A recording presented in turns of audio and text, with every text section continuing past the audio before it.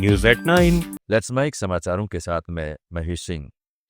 Mexico ने भारत समेत चीन, दक्षिणी कोरिया, थाईलैंड और इंडोनेशिया पर 50% तक का नया टैरिफ लागू करने का फैसला किया है।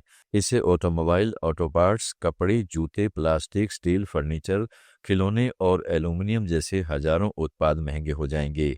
यह कदम 2026 से प्रभावी होगा। मेक्सिको का मकसद अमेरिकी दबाव के अनुरूप चीन और भारत के सामान पर नियंत्रण रखना बताया जा रहा है। भारत और मेक्सिको के बीच व्यापार 2020 में $4.25 अरब से बढ़कर 2024 में $8.98 अरब हो गया है। इस नई ड्यूटी से भारतीय निर्यातकों को महंगाई और मार्जिन कम होने की चिंता है।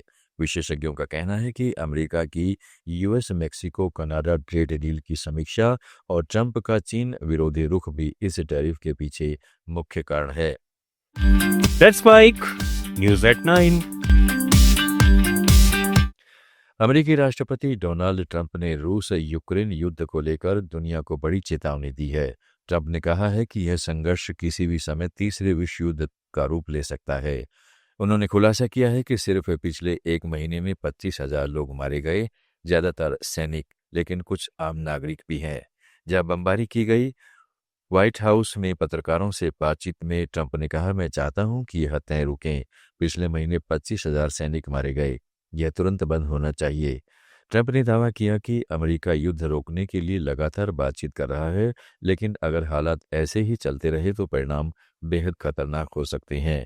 उन्होंने कहा कि अमेरिका इस युद्ध में सीधे शामिल नहीं है, सिर्फ इसलिए जुड़ा है क्योंकि यूक्रेन और यूरोप उसकी भूमिका चाहते हैं।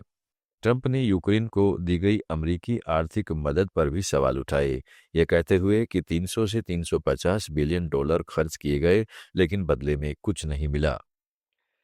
अमेरिका और वेनेजुएला के बीच तनाव खतरनाक मोड़ पर पहुंच गया है, क्योंकि राष्ट्रपति डोनाल्ड ट्रंप ने वेनेजुएला के तट के पास 15,000 सैनिकों और कई युद्धपोतों की तैनाती कर दी है। हाल में अमेरिका ने एक तेल टैंकर जब्त किया, जिस पर प्रतिबंधित वेनेजुएला तेल ले जाने का आरोप था। अब ट्रंप प्रशासन ने राष्ट्रपति निकोलस मादुरो की गिरफ्तारी से जुड़ी जानकारी पर इनाम भी दोगुना कर दिया है। अमेरिका का कहना है कि वेनेजुएला ड्रग्स की तस्करी को बढ़ावा दे रहा है। मादुरो ने अपराधियों को अमेरिका भेजा है। इधर वेनेजुएला इसे दबाव बनाकर उसके तेल भंडार पर कब्जा करने की कोशिश बताता रहा है। इस बीच अमेरिकी सुरक्षा बलों ने हाल के महीनों में ड्रग्स ले जाने के शक में कई नौकाओं पर हमले किए हैं, जिनमें कई लोगों की मौत हुई है। बांग्लादेश में आम चुनाव 12 फरवरी 2026 को होने जा रहे हैं। यह चुनाव शेख हसीना के इस्तीफे और छात्रों के हिंसक आंदोलन के 1.5 साल बाद किया जा रहा है। इस बार आवामी लीग चुनाव में हिस्सा नहीं ले पाएगी, क्योंकि पार्टी के कई बड़े नेता गिरफ्तार हैं और राजनीतिक गतिविधियों पर रोक लगी हुई है। बांग्लादेश में संसद की कुल 350 सीटें हैं, जिनमें 50 महिलाओं के लिए आरक्षित हैं।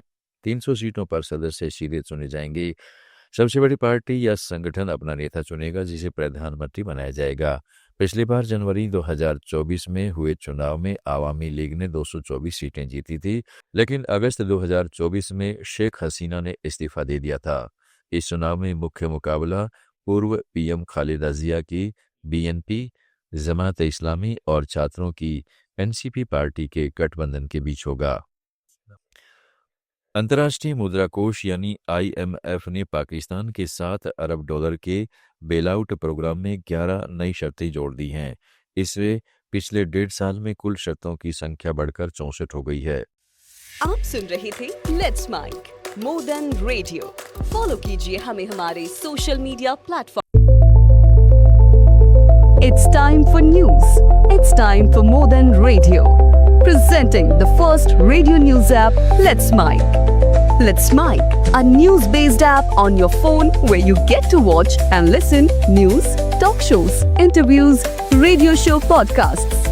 On Let's Mic, you get all relevant information of TV, print, radio, podcast, and digital.